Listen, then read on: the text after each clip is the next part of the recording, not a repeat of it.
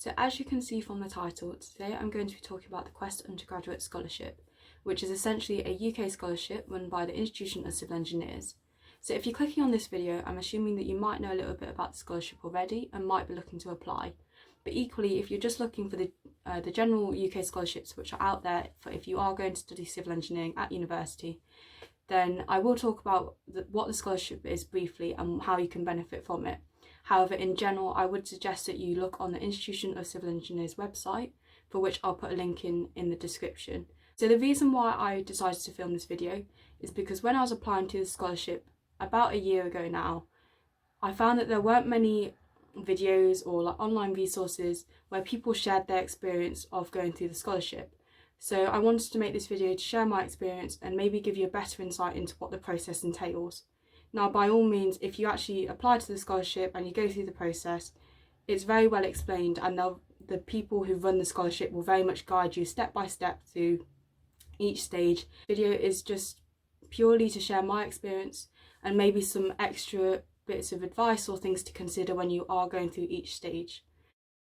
So essentially, as I mentioned before, the Quest Undergraduate Scholarship is a scholarship run by the Institution of Civil Engineers, and it's there to help support you through your undergraduate studies of civil engineering.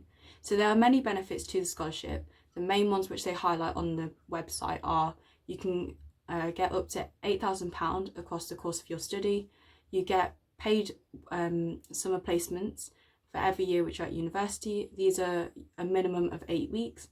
There's also a potential to gain a graduate job with the company who you're sponsored by once you graduate.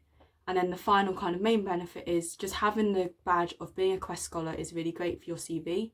Obviously, the Institution of Civil Engineers is a very influential institution in the industry and will be key in enabling you to become a professionally qualified engineer, whether it be a chartered or incorporated engineer.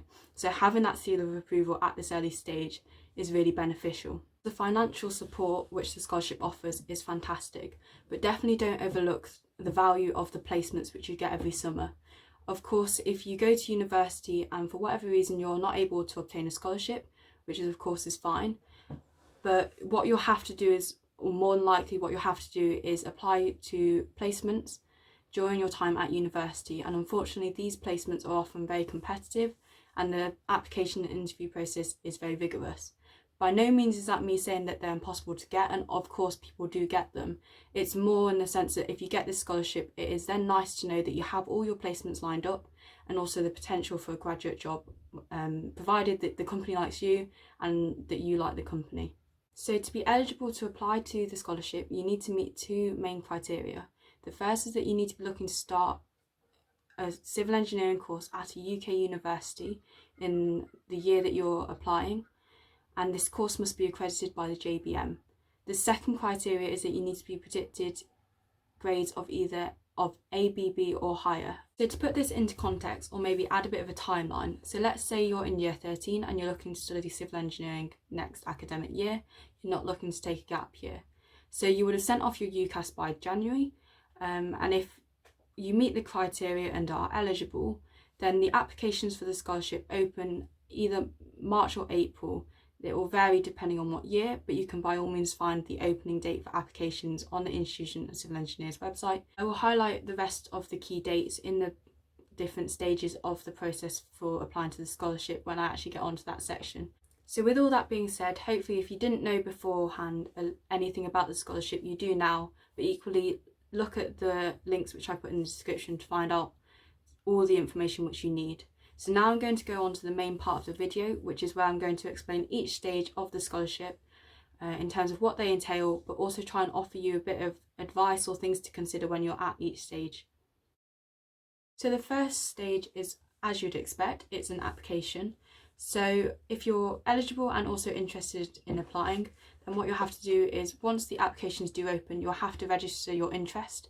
This is usually done by simply providing an email address. And then once you've provided an email address, you'll usually receive an email from the Quest Awards email, and this will outline the key steps for this first part. So there are kind of two main parts: the application itself, but also the reference aspect. So I think it's pretty flexible in terms of who you get to do your reference, but I think usually it will be someone from your school, whether it be a head of year or a tutor, or maybe a particular teacher which you know well and who knows you well. So what the email will say or put emphasis on is the fact that it is your responsibility to make sure that the reference is submitted in time. So I simply just got my chemistry teacher to do my reference because it was someone who I knew me quite well. You then have the application form, and I'd say there's two main parts to the application form. You've got the first part, which is very simple. It's just where you have to put down any contact details and also the factual information in terms of your grades and also what universities you're intending on putting down as your first and second choices. I'll come back to this a bit later because there is something else which I want to say on this point. In terms of the second part of the application, it's kind of open-ended application questions which you would expect, such as why you've chosen to study civil engineering. They'll often ask about a time where you've demonstrated either a particular skill or you've had to work in a team. They might also ask you about what you're most looking forward to in terms of your degree. But I'm not too sure if they do change the applications each year, but even if they do, it's not going to be anything radically different. The fundamental questions are going to be very similar. So in terms of your application, I think one key thing is to make sure that any work experience, any extracurricular activities are all somewhere in your application in some form of an answer to a question, and to make sure that you do put emphasis on the work experience and these extracurricular activities and what you've gained from them. Ultimately, it's really important just to make sure that your passion for studying civil engineering and becoming a scholar really shines through. Another key thing which I found quite useful was, after writing all of my answers to the application questions, what I did was so basically on the Institution of Civil Engineers website, when you actually apply to the scholarship, they have a list of characteristics or skills which they want or expect scholars to have. So once I'd finished my application questions, what I did was I went through each of those characteristics or skills and made sure that I had demonstrated that in my application. In general, I'd just recommend that you do take your time when you're filling out your application. Make sure you do proofread it before you send it off. You don't want any silly grammatical mistakes or errors. And in general, make sure you do emphasise or elaborate more on any work experience or any extracurricular activities which you've done. The other thing which I wanted to mention was just with reference to universities. So on the application, they'll ask you to put down the universities which you will put as your first and insurance choice. So for most of you, that will be fine, and that won't cause too many difficulties. But one thing to note is the deadline for the application for the scholarship is sometimes before the UCAS deadline for your first and insurance choices. So from my experience, when I was filling out my Quest scholarship application, I wasn't actually 100% sure on which universities I was going to put down for my first and insurance choices.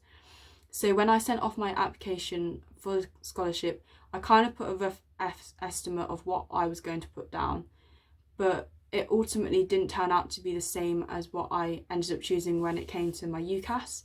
So if this situation applies to you, basically I don't think it matters too much, because when it did happen, I emailed Quest and just told them, I've actually changed my preferences for my first and second unis. Will this affect my application form? And so what they said was basically, at this stage it doesn't matter too much, because provided that the courses which you have actually applied to are accredited by the JBM, and also that they still satisfy the grades in terms of them being either A, B, B or higher. And equally on that note is make sure that when you do send off your application, that you aren't completely fabricating what universities you are going to choose. I'm just saying that if you happen to have a change of heart between when you send off your Quest application and when you actually maybe do your UCAS, then I don't think it's a massive deal. But like I said, send an email just to confirm. So the next stage is essentially the Quest committee will look over all the applications which they receive and then decide who they want to move on to the next stage. So there's not a lot for you to do at this stage, other than the fact that the Quest committee might send you an email which discusses a bit more about the next stage, because essentially the next stage is where you have to choose 5 companies who you'd like to be interviewed by, and the turnaround between finding out whether you've been successful to actually having to send off these preferences can be quite quick. So what they like to do is to give you an idea of the companies who will be taking part in the scholarship scheme that year, so that you can research them and find out a bit more about them, so you can have a general idea of who you might select as your 5 companies. So around June time, you'll hear back from the Quest committee and you'll find out whether you've been successful or not in moving on to the next stage. So the next stage is essentially you have to choose 5 companies who you'd most like to interview with. So if you've been successful, what the Quest committee will do is they'll send a load of company profiles about the different companies who are involved in the scholarship scheme that year. It's really important that you do make an informed decision, because ultimately the companies who you choose, you could potentially end up obtaining a scholarship with, and if you do, then you'll spend at least 3 or 4 summers undertaking placements at that company and could potentially obtain a graduate job with them. So there are a couple of things which I'd recommend considering when you are choosing your 5 companies. I think the first big one is, do you want to go into the consultancy side or the contracting side of civil engineering? So if you're not too sure about the difference between them, then I'd very much recommend doing a bit of research onto that. Once you kind of decide which side you want to go into, that will very much whittle down your options in terms of which companies you can choose. By all means, if you're not 100% sure, then at this stage it might be worth just having a mix, so that you have a couple more months to think over which companies which type of company you would like to go into. Another key thing to consider might be the size of the company. So there's a range of different companies involved in the scholarship scheme, ranging from large international civil engineering companies to maybe more smaller, more specialist civil engineering companies. I personally chose a range of smaller and larger companies, but ultimately if you're making a decision with regards to consultancy or contractor first, then I think you'll pretty much have to choose a range of larger and smaller companies, just because, for example, I don't think there are 5 large consultancies involved in the scholarship scheme. But in general, I think it's just important to do general research into the company in terms of their values, what they're striving for, maybe what sort of projects they are working on, because doing this research, looking at the company profiles which Quest send you, but also looking at the company website, will help you decide if there are things which particularly draw you to one company, or maybe things which put you off about the company. So once you've made your decision on which 5 companies you'd most like to interview with, what you'll have to do is send an email to the Quest committee just specifying these 5 companies. It's important to acknowledge that at this stage you don't have to preference your companies in terms of first, second and third. It's just 5 companies you'd like to interview with, and then once you've sent that off, then that will get processed, and essentially what the Quest committee will do is they'll send off your application to those companies, who will then read them and then decide who they want to interview out of the applications which they receive. So between when you actually send off your company preferences to when you actually find out about whether you've been successful in securing any interviews, there isn't too much which you have to do. The main thing is basically the Quest committee will remind you that on results day, you'll have to send to the Quest email evidence of your A-level grades or any relevant qualifications, and also evidence that you have gained a place at an appropriate university. Shortly after results day, you'll receive an email from the Quest committee where you'll find out if you've been successful in securing any interviews, and also who you've been successful with securing interviews with. So they'll send you an email, and essentially the email will also let you know on how the interviews are going to take place. So if we were in a typical year where there was no pandemic, what would happen is you'd go to the Institution of Civil Engineers in London and you'll do all of your interviews in one day. However, last year, obviously because of the pandemic, the interviews had to take place online, so basically they'll spread out across a week, and then you'll just do them virtually using various different software, whether it be Zoom or Microsoft Teams or Skype. So whilst whether the interviews take place in person or online will obviously affect the logistics of the interview, ultimately your preparation and the actual interviews themselves are pretty much the same, so it doesn't matter either way. So this email will give you the key information about how the interviews will take place, and also some general things which you need to know about the interviews. But the key thing is they'll let you know who you've been successful with in terms of securing an interview with. So I'm not 100% sure on what the success rate is and how many interviews people tend to get. I personally got 4 out of 5 of my companies, and I think the 5th one was generally because I did an interview with that company for something else before that, which didn't quite go that well, so that might have influenced that decision. But obviously, more importantly, if you've got any interviews, then that's just the main thing. So I'm not 100% sure how it would work if we were in a normal year and you would actually have to do the interviews in person. But from my experience of having to do them virtually, what happens after you receive the email about whether you've been successful or not, you'll receive direct contact from the companies themselves, basically to arrange a time when you'll do the interview. So they might get in contact with you via email, or they might also ring you. So just bear that in mind and make sure you have got your phone around you. They tend to be quite flexible with the times because they are aware that you have got other interviews happening during that week. Apart from arranging a time, what they might also do is let you know a bit more about what the interview might look like, in terms of whether it's going to be more formal or maybe more of an informal chat. And also they might let you know maybe what style of interviewing they use. This is all important because it's going to influence how you do prepare for those interviews, so do make a note of that. Another thing which they might do is they might let you know who is going to be interviewing you. I think it is really important that you do put in time to prepare for these interviews. They're a great opportunity and you want to be able to give it your best shot. In terms of maybe things to consider when you are doing your preparation, obviously make sure you find out what kind of an interview they are going to be, whether it is going to be more formal or informal.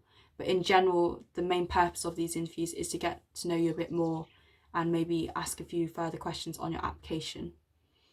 In terms of some key things to consider in your preparation, I'd say there are 2 main sides which you should focus your preparation on. The first is on the company themselves, and the second is more on you and your experience and extracurricular activities. So you want to find out what the company does, what their values are, what their ethos is, what they're striving towards, whether they've got any particular goals.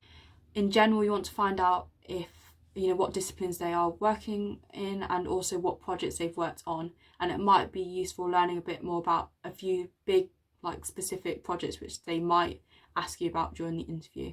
So then another key aspect to your preparation should be focusing on kind of the interview questions and your own experience and extracurricular activities. So I'd highly recommend maybe devising a list of really common interview questions which come up. So things such as why you've chosen that company, why you've chosen your degree, maybe examples of times when you've worked in a team, times when you've demonstrated a particular skill, whether that be leadership skills, teamwork skills, organisational skills, maybe more technical skills. There's so many different questions which you can kind of anticipate, and even if those questions don't come up directly, then the answers which you begin to develop for them will be able to be reused or adapted to other questions which do come up. The way which you could prepare is, instead of listing a load of common questions, is you could maybe look at it more from your perspective. So to maybe focus on writing down all the extracurricular activities which you've done, or any work experience which you've done, and then to write down the things which you've taken from those experiences, whether it be in terms of skills or particular things which you've achieved. So I think either strategy is good, and obviously you've got to find out which works for you. And equally, you might find that you prepare for interviews in a different way. These are just simply some suggestions. In terms of the actual interviews themselves, they will vary depending on which company you interview with. As a generalisation, and from my experience, I can say that the bigger companies tend to have a much more formal interview process, whereas the smaller or maybe more medium-sized companies, the process is a little more informal. And I will speak of each of my interviews more specifically in a minute, but I think in terms of the general advice for your interviews, obviously the first is to make sure you do stay calm. They're nothing to stress about. Just remember, it's just a conversation between you and maybe 1 or 2 other people, so don't stress about it too much. And then one really good bit of advice which we were given at the start of our interview week was basically, remember, in these interviews are to get to know you a bit more. The companies, they've read your application, they know you're clever, they know you're smart. they know all the things which they can read on paper. So really use these interviews as an opportunity to demonstrate your personality, and make sure you use it as an opportunity to demonstrate the fact that you're passionate and driven to pursue a degree in civil engineering and also to become a scholar. I know it is quite tempting to maybe elaborate more on and focus more on your academic qualifications because you're proud of them, but remember, they can read all that on paper. I think the key thing to remember is at this stage, all the people that they'll interview will pretty much have very good academic qualifications. So what's going to give you the edge is the fact that if you come across and if you are the kind of person who they can envision having around in their workplace, and also who they can envision, potentially offering a graduate job to. I think another key thing to consider actually during your interviews when you are actually answering the questions is to make sure that you are using examples when you do answer. So not just telling them that you are hardworking or that you can work in a team, making sure that you are bringing in examples of when you've demonstrated that you can work in a team. Ultimately, anyone can say that they can work in a team or that they have good organisational skills, but actually giving solid evidence of this is a lot more powerful. I'm going to talk about each of the interviews which I had during the week. So the interviews are meant to last around 25 minutes, and I'm assuming they will last that amount of time when you're actually in person, because they've all the interviews are happening in one day. They probably have quite a tight time schedule. But for me, with them all being online and obviously them being spread throughout the week, it potentially gave them a bit more flexibility for them to run over, because I'm pretty sure all of mine were longer than 25 minutes from my memory. In terms of my first interview, it was with a company who was maybe a medium-sized company. In general, the interview was quite chatty, quite relaxed, but it still had, the standard questions and still had that formal aspect to the interview. In terms of how long it lasted 45 minutes, so already it exceeded the 25 minutes which I think you would expect, but it didn't matter because, like I said, it was quite informal and I felt very comfortable throughout that interview. In terms of the kind of questions which were asked, it was again very standard ones, things such as describe yourself in 3 words, a time when you've had to solve maybe a more technical problem. They also just generally asked about A-levels and also maybe why I switched universities, to what I'd put on my application form. My second interview was with a much bigger company, one of the larger consultancies. This interview consequently was very formal. The interview lasted 50 minutes. So like I said, this was a bit more formal and I definitely felt slightly more nervous during this interview. The same kind of questions were asked in terms of why the company, why you've chosen that company, a time when you've worked in a team. They also did actually ask me about the different projects which they've worked on and if I had a particular opinion on them. So it kind of emphasises why you should make sure that you do your research on the company. So my third interview was with another big company, and it was very formal. It felt very much just like question, answer, question, answer, question, answer. So it was very intense. Basically based the interview more on my application. So I'm not sure if they did this exactly, because I assume they have to ask every candidate, pretty much the same questions. But they very much just went through your application, maybe picked out a couple of the key things like your work experience or a particular extracurricular activity, and just asked you to elaborate on that. So it's really important that you do make sure that you have reread your application before doing these interviews, and make sure you remember what you wrote all the way back in March and April.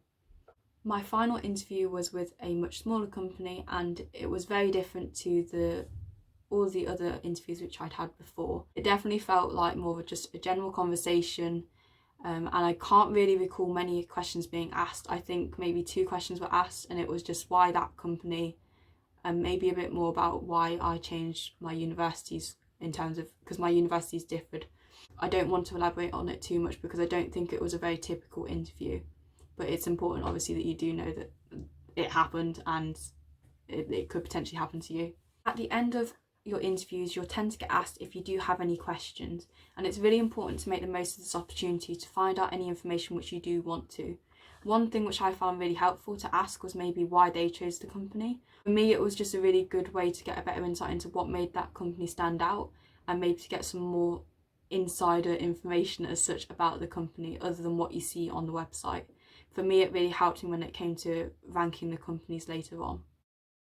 So once you've finished your interviews, obviously it's a massive relief and you can finally relax. There's only one main thing which you have to do after the interviews, and that is to rank the companies which you've interviewed with in terms of preference. So essentially you have to rank them in terms of which one you'd most like to be sponsored by.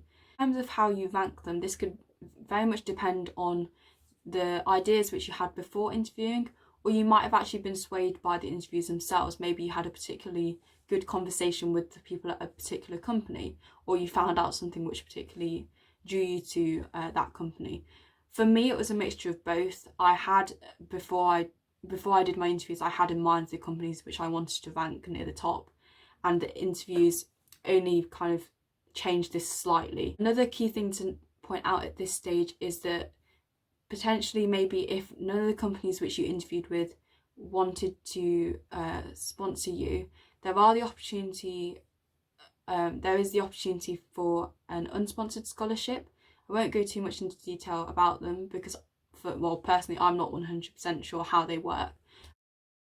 So all these interviews, they tend to happen around early September, and then you won't actually find out about whether you've been successful in securing a scholarship until mid to late October. If you do manage to secure a scholarship, then that's great news. If you are to accept the scholarship, and you can for some reason not accept it, but if you do choose to accept it, there are a number of things which you do have to do. Just briefly from my memory, they are that you need to join the Institution of Civil Engineers as a student member. You have to fill it in a form, like a new scholar form. You also have to sign like a codes of conduct kind of contract situation, which outlines some of your responsibilities as a scholar and also what the company themselves will have to do as part of the scholarship scheme. So with that, it is important to acknowledge that if you do become a scholar, there are a couple of things which you do have to do as part of being a scholar. The main one is that you will have to participate in some events to promote civil engineering. If unfortunately you don't get a scholarship, then don't get too disheartened by it. Try and take the positives from the experience, and also remember that these scholarships are highly competitive and they received a lot of applications. Ultimately, just take the positives from the experience and the fact that you have gained some interview experience, and then use that when you come to apply for future placements or graduate jobs. So that's the end of this video. I hope you found it useful and now know a little bit more about the process which you have to go through if you want to obtain an Institution of Civil Engineers Quest Undergraduate Scholarship. So from my experience, I would highly recommend that you do apply to the scheme if you are eligible, because obviously it's a fantastic opportunity if you do manage to obtain the scholarship. But equally, if you don't, I think it's such a great experience in terms of filling out an application form and maybe finding out a bit more about how interviews for scholarships and placements usually take place and what kind of questions to expect. I think there's positives no matter the outcome. So all in all, I've had a really positive experience with the scholarship and I would highly recommend that you do apply to it. So thank you very much for watching this video. I hope that you found it informative. If you have any questions or suggestions, please leave them in the comments section and I will try and obviously respond to any questions which I can.